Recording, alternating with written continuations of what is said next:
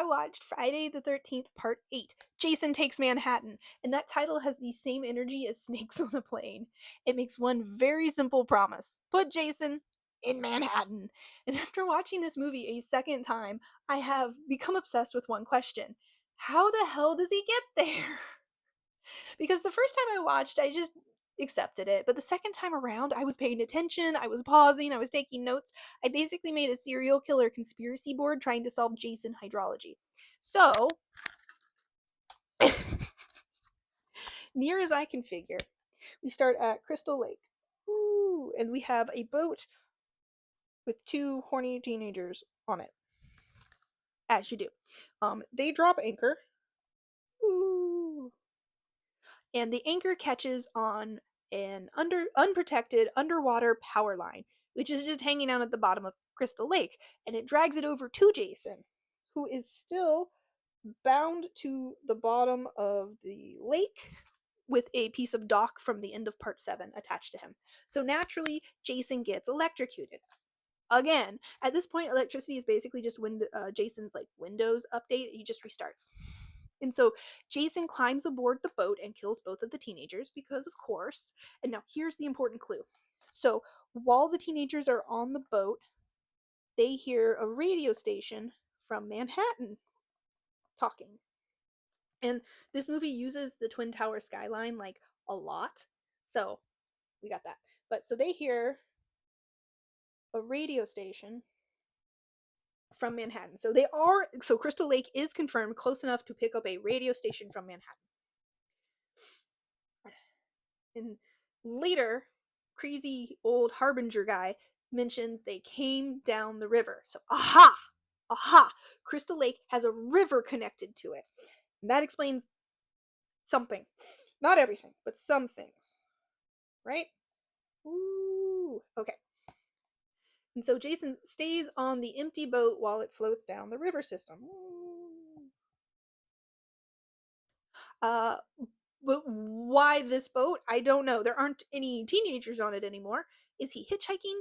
Does he know where it's going? Because I genuinely cannot imagine Jason knowing how to drive a boat. He's all slimy in this movie. I just picture his like trying to steer and then his hand slipping off the wheel. But eventually the boat reaches a harbor that looks like it escaped from a Stephen King novel.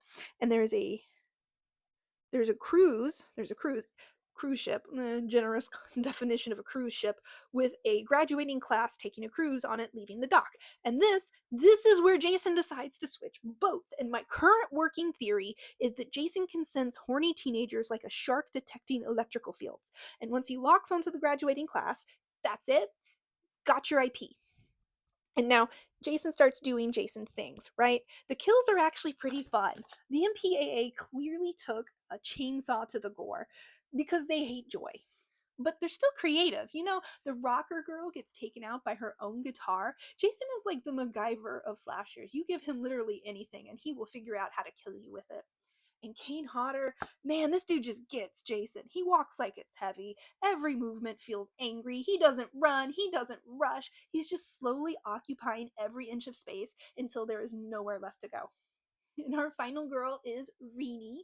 She has trauma surrounding drowning, so naturally she starts seeing hallucinations of child Jason. Why? It's a good question. The movie doesn't really know either. Jason also seems weirdly interested in Renee specifically. Sometimes he'll ignore other people just to continue after her, and other times he'll kill literally everyone in front of him.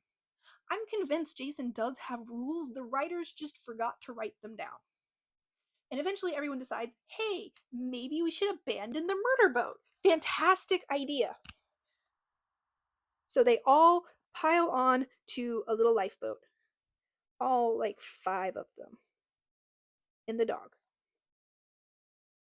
And they row all night in dense fog, without navigation, without stars, without any clue where they're going, into one of the busiest commercial harbors in the world, and somehow they don't get obliterated by a container ship the size of Rhode Island. And so against all odds, they make it to Manhattan! So congratulations, I solved it! Jason does take Manhattan.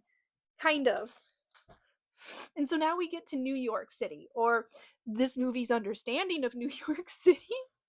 Apparently, 1989 New York consisted entirely of alleys, muggers, toxic waste, sewers, and exactly one diner. And that's it. That's the city. One guy decides that he's gonna fist fight Jason, which bold strategy. And Jason just lets him. I swear, Jason is just so confused by this decision that he decides to see where it goes. Like, okay, I'm listening. And the guy punches Jason for like 30 seconds, gets completely exhausted. Jason nods and then punches his head off into a dumpster. Conversation over. And Rini gets like abducted and injected what can only be described as mystery piss yellow dare propaganda juice. And Jason shows up and kills the attackers, which means Jason accidentally interrupts an assault. I like this Jason better. Oh, fun fact. The diner cook that Jason throws through a wall, that's Ken Kurtzinger, who a few years later will be playing Jason in Freddy vs. Jason. Imagine getting murdered by the guy whose job you'll eventually inherit. Wild. And then we get to the sewers. And apparently the New York sewer system floods with toxic waste on purpose every single night at midnight. Who designed this city? OSHA watched this movie and immediately started drinking. And then the ending. Jason gets splashed with toxic waste. He screams, starts sounding like a child, starts coughing up water, relives his own drowning trauma, melts into a little boy, and then dies? Maybe? This movie does not elaborate. Rini and her boyfriend just climb out of the sewer like that happened.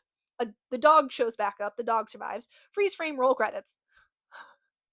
Overall, the kills are inventive even if the MPAA sanded off half the fun. Kane Hodder continues to be a definitive Jason. The boat section is honestly stronger than I remembered it being. The New York section is absolute nonsense, and somehow I kind of love this movie.